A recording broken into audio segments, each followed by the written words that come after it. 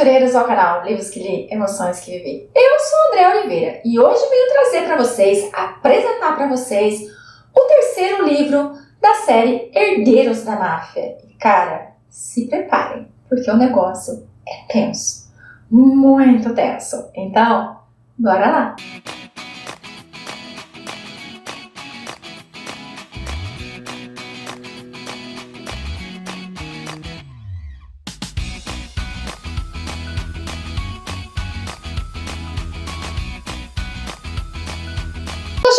Para vocês então Ezra, o terceiro livro dessa série maravilhosa, gente. Que série é essa, né? Que é dos irmãos mafiosos Knightley. Eu não sei se é assim que fala, mas como meu inglês é péssimo, eu vou chamar eles de Knightley, tá? Aqui a autora Jéssica de Santos vai relatar a história do Ezra em 627 páginas. E misericórdia, gente. Que história é essa? Tenho que te dizer, Jéssica de Santos, que a história do Ezra é, sem dúvida, a melhor. Foi a que eu mais me apaixonei. Cara, muitas emoções, muitas emoções. Bom, vamos lá, então, relembrar um pouquinho. O primeiro livro que eu trouxe para vocês, então, foi referente ao Kylus, que é o chefe da porra toda. É aquele que é o primogênito, então ele tem que assumir a cadeira da máfia. E ali ele rege com pulsos de aço. Ele é um homem que encontrou o seu verdadeiro amor e hoje é meio cachorrinho dessa mulher a quem ele ama de paixão. No segundo, nós conhecemos o Axel, que é o terceiro irmão, que teve que se casar obrigado com uma mulher que ele sentia algo, mas dizia que não sentia. A história também é maravilhosa. Mas agora vamos à história do segundo irmão, que é o Ezra. Gente, o Ezra, ele é considerado o mais sensato, o mais assim calmo, o mais que consegue pensar nos momentos complicados. Mas tudo isso muda, tudo isso vira quando acontecem várias situações na vida dele, assim, uma seguida da outra. Porque no livro passado, eu acho que agora eu já posso contar um pouquinho, porque afinal de contas, gente, já passou outro livro, eu espero que vocês tenham lido, porque se vocês não lerem, vocês não sabem o que vocês estão perdendo. Ele acaba descobrindo que o seu pai, sua mãe, não é quem eles pensavam, que a sua mãe verdadeira, a sua mãe biológica, é uma cretina, é uma cachorra. E que essa mesma mãe é a mesma que é a mãe da sua então cunhada, que é casada com o seu terceiro irmão. A cabeça dele já fica meio pirada em relação a isso, porque ele odeia aquela mulher, ele não aceita que ele faz parte, que o sangue dele tem sangue russo, de uma família mafiosa russa, e isso faz com que ele pire.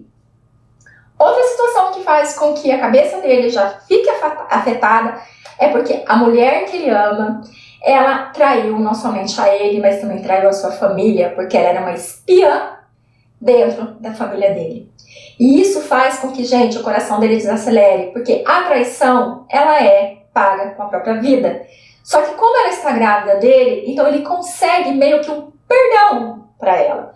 E depois de algum tempo, depois que o filho já nasceu, aparece ela novamente, no qual ele se vê novamente de quatro por ela, mesmo sabendo que ela é uma traidora, mesmo sabendo que, gente, ele não pode ficar com ela, mas tem o filho dele que está ali presente. Então é um mix de emoções na cabeça dele e ferra tudo quando ele descobre que aquela mulher não é realmente a sua Scarlett, que não é a traidora, mas sim, aquela mulher é a Riley, a irmã gêmea que ele nem sabia que existia da sua então amada.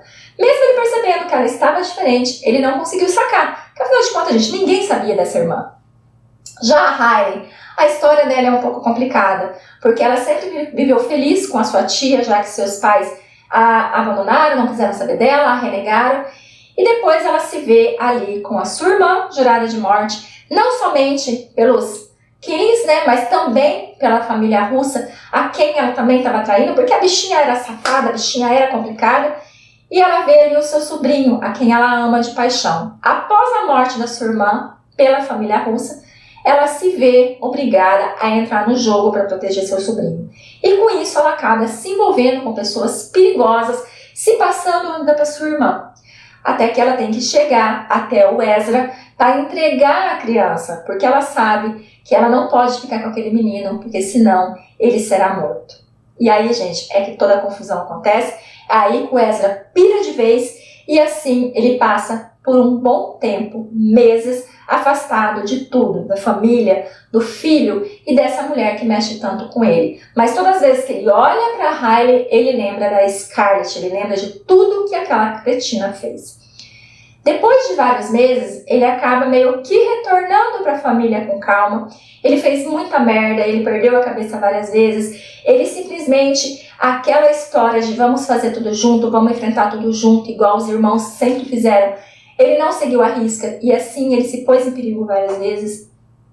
No que ele acaba retornando mais para a família, então ele acaba convivendo um pouco mais com essa mulher que é totalmente diferente da cretina que o enganou, e ele fica mais apaixonado ainda, mas ele reluta, ele não quer saber dela, ele quer ficar o mais longe possível, e ele com isso, gente, ele magoa, ele ofende, ele fala coisas que não deve, ele é um idiota, ele é um troglodita com a Riley, que está louca, apaixonada por ele.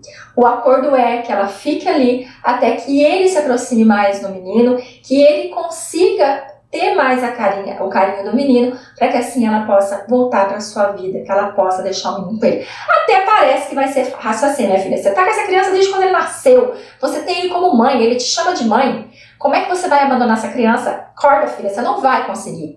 Ela tem o apoio ali das duas mulheres da máfia, que é a Audrey, que é a mulher do chefão, e também a Alessa, que é a mulher do Axel, e as duas são muito amigas, uma acaba ajudando a outra, a Alexa acaba ajudando ela para que ela possa, né, gente, viver um pouco, porque ela vive tão em função daquela criança, então em função daquele amor platônico que ela sente por esse homem, que a Alessa resolve mudar o jogo. E a Alessa começa a levar ela para se divertir, para as baladas da vida. E cara, e esse momento é maravilhoso, porque o Ezra, tudo bem que ele quer, mas não quer, mas ele não aceita que outro homem toque, que outro homem olhe para essa criatura, porque a Riley é linda, gente. A Riley é linda, é um mulherão né? Vocês sabem. E assim, tem várias cenas de ciúmes que eu me delirei, que eu gritei, que eu fiquei... Nossa, eu fiquei... gente do céu, vocês não entendem como eu fiquei com as cenas de ciúme, porque a bichinha sabe causar um bom ciúme. Tem ali um momento onde ele acaba pegando um cara que tá tentando forçá-la a ficar com ele, e aí você conhece a verdadeira face do Ezra, que o Ezra, por mais que ele era conhecido como ser o mais centrado, ele era o mais equilibrado, gente, quando ele perde a linha, ele vira um monstro. Se os outros dois livros teve momentos de tortura que você falou assim, nossa, foi pesado, esse então, cara, o cara, ele tortura, ele é um profissional na tortura. Claro que você consegue passar por ali dando uma relida rápida, claro que você consegue pular essa parte sem mudar toda a história, tá? Se você não gosta desse tipo de coisa, leia o livro mesmo assim, porque você pode pular essas partes. E aí você descobre que o cara é perigoso. A história vai desenvolvendo, vai acontecendo muita coisa, ele vai aprontando muita coisa. Ela vai aprontando muita coisa porque ela tá decidida a dar um basta nesse cretino, e já que ele não quer ela, então ela vai querer viver a vida. Aparece uma outra pessoa que... Aí, nesse caso, não é ele que acaba atrapalhando, porque ele coloca o irmão dele, o Spencer, pra atrapalhar. O Spencer é ótimo, gente. Ele é o filho caçula problemático, que depois ali do segundo livro, depois de alguns acontecimentos, ele se tornou um homem responsável, ele se tornou um homem mais fiel entre os irmãos, então... Mas ele não perde aquele seu jeito galanteador, ele não perde aquele seu jeito de fazer piada, isso é muito divertido nele, e sim, ele cuida muito da família e ele protege ela, para que nenhum garanhão chegue perto dela por conta do seu irmão. A história vai desenrolando, ela acaba tendo que se envolver novamente com o seu passado, porque o homem hoje, que tá ali, no poder, querendo destruir toda a família do Kills, do Axel e do Ezra, ele nada mais é do que um irmão, por parte de mãe, do Ezra. E isso fode mais a cabeça dele. Ele odeia esse homem. Só que a Riley, quando se passou pela irmã dela para poder salvar o sobrinho, ela acabou se metendo com esse homem. E esse homem, gente, ele tem assim um fetiche para essa mulher. Ele tem uma dependência dessa mulher. Ele tem assim, ele é obcecado por essa mulher. E ele acaba chegando até ela novamente, no qual ele faz uma chantagem, que se ela não ceder, ele vai acabar matando o filho postiço que ela tanto diz amar. Assim ela acaba mentindo, ela acaba aprontando, o Esdras descobre, fica louco da vida, e resolve se vingar dela, e a vingança dele, gente, é sim ter um momento lindo, maravilhoso com ela. Um momento que você fala assim, puta que pariu, gente, o que é isso, né? Pra quem não gosta da bichinha, ele tá fazendo ela muito feliz. Muito feliz. Lembrando que tudo aconteceu depois de um atentado no qual os dois sofreram um acidente. E ela tá estrupiadinha, gente. Ela tá com as pernas cortadas, ela tá cheia de ponta das perninhas, no joelhinho, mas mesmo assim, o cara não deixa passar. Faz ela ter uma noite maravilhosa, no qual ela esquece da dor, ela esquece dos pontos, ela esquece de qualquer problema, porque ele, mesmo naquele estado, ele consegue fazer ela chegar ao paraíso. Ela chega ao paraíso e inúmeras vezes. Mas, como Ezra, ele tá no momento cretino, como ele tá no momento onde ele quer fazê-la sofrer, porque ela não confiou nele, porque ela colocou não só a vida dela, mas como a vida dele e do filho dele em risco. Então, no outro dia, ele trata ela como se ela fosse uma vagabunda, como se ela não significasse nada para ele. Então, nesse momento, ela decide dar um basta na vida dela, e aí tem o Carter que acaba ajudando, que é o outro irmão, acaba ajudando ela para que ela se afaste de tudo e de todos, que isso é o que ela tá querendo. Mas não é tão simples assim, gente, porque ela vive alguns momentos felizes até que ela é sequestrada por esse canalha, por esse cretino que é obcecado por ela. Porque ele vê que a forma mais fácil de chegar no Ezra é através dela. Porque já é nítido, todo mundo sabe que ele é apaixonado por essa mulher. E eu digo pra vocês que esse é outro momento tenso, esse é outro momento que você fica revoltada, esse é um momento que você, gente, Senhor amado, esse é um momento que você fica tenso. Porque esse cara, o Ezra pode ser mau, mas esse cara, ele capricha. E como ele tem essa obsessão por ela, como ele tem raiva por ela ter ficado do outro lado e não com ele, então ele judia muito dela. Só que também essa é uma parte da história que você consegue passar rapidamente, dar aquela lida artificial, consegue pular, que não vai afetar o restante da história. E, né, você consegue. Mas se você consegue lidar bem, você vai ler, porque, gente do céu, é assim, difícil de lidar com o que esse cara aprontou com ela. E pior, ele fez uma videochamada pro Ezra, para que o Ezra visse tudo o que ele estava falando e fazendo com a mulher dele. Depois que acontece tudo isso, ela consegue ser resgatada pelo Carter, e isso faz com que, né, ela acabe não sendo morta, porque a intenção era matá-la. Só que ela, por mais que ela não quer ver o Ezra, por mais que ela tá com ódio dele nesse momento, ela queria ele do lado dela, nem que fosse para mandar ele embora. E sabendo que ele ia ficar, ele ia confortar ela nesse momento, dessa situação que foi muito tensa, nessa situação que foi muito difícil, nessa situação que foi muito dolorosa para ela. Mas, por mais que ele queira isso, por mais que ele queira sair correndo e ir até ela, o Kilos não aceita que é o irmão mais velho, que é o chefe da porra toda. Porque ele diz, até agora você agiu por conta própria. E foi por esse motivo que aconteceu tudo que aconteceu. Porque claro que ele é responsável pelo que aconteceu com ela. Óbvio, foi as atitudes dele que fez isso com ela.